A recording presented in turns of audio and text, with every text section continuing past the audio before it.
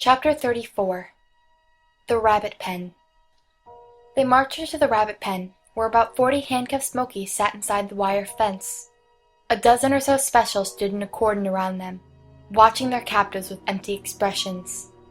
By the entrance to the compound, a few rabbits hopped aimlessly, too addled by their sudden freedom to make a break for it. The special who had captured Tally took her to the end farthest from the gate, where a handful of Smokies with bloody noses and black eyes were clustered. "Armed resistor," he said to the two crow pretties who guarded this end of the pen, and shoved her down to the ground among the others. She stumbled and fell onto her back, where her weight stretched the cuffs painfully across her wrists. When she struggled to turn over, a foot planted itself onto her back and pushed her up. For a moment, she thought the shoe belonged to a special, but it was one of the other Smokies, helping her in the only way he could. She managed to sit up, cross-legged. The wounded Smokies round her smiled grimly, nodding encouragement. "Tally," someone hissed.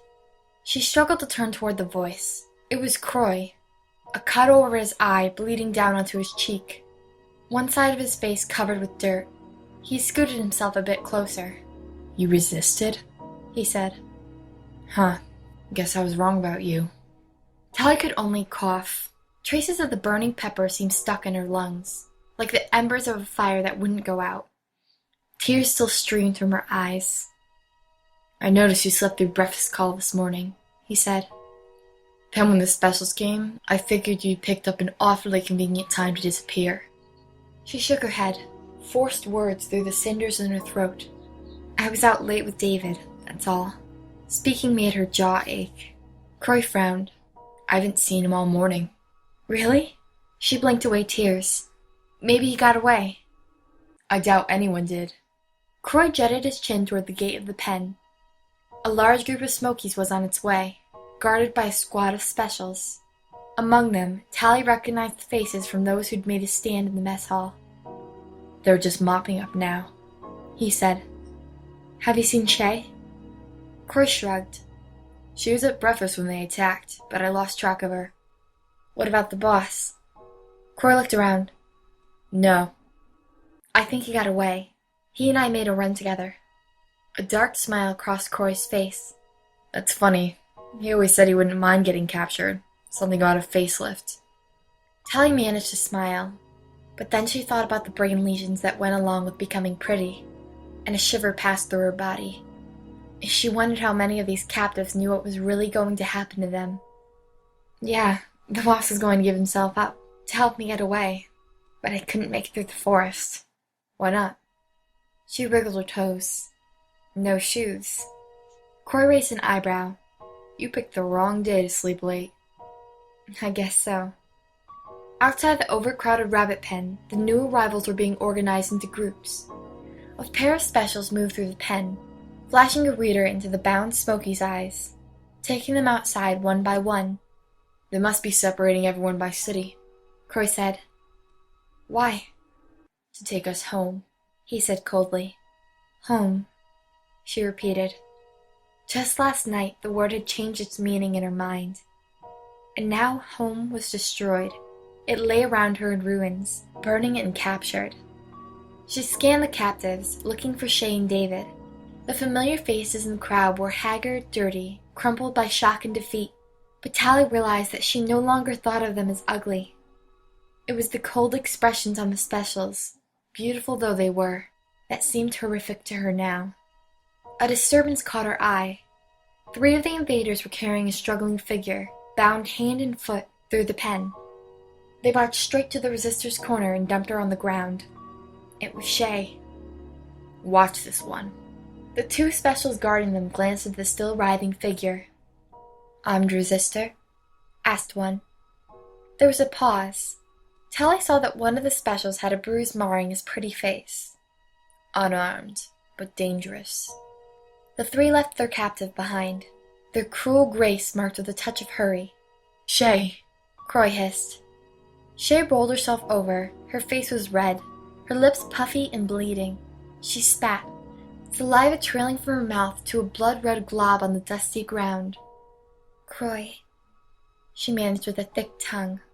Then her eyes fell on Tally. "You."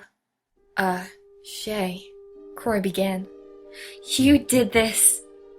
Her whole body writhed like a snake in its death throes. Stealing my boyfriend wasn't enough. You had to betray the whole smoke. Tally closed her eyes and shook her head. It couldn't be true. She had destroyed the pendant. The fire had consumed it. Shay, Croy said. Calm down. Look at her. She fought them. Are you blind, Croy? Look around you. She did this. Tally took a deep breath and forced herself to look at Shay. Her friend's eyes burned with hatred. Shay, I swear to you, I didn't. I never... Her voice faltered. Who else could have led them here? I don't know. We can't blame each other, Shay, Croy said. It could have been anything. A satellite image, a scouting mission. A spy. Will you look at her, Shay? Croy cried. She's tied up like us. She resisted. Shay slammed her eyes shut and shook her head. The two specials of the eye reader had reached the resistor's corner of the pen. One stood back while the other stepped forward warily. We don't want to hurt you, she announced, but we will if we have to. The cruel pretty grabbed Croy's chin and flashed the reader in his eye. She looked at its readout. Another one of ours, she said. The other special raised an eyebrow. Didn't know we had so many runaways.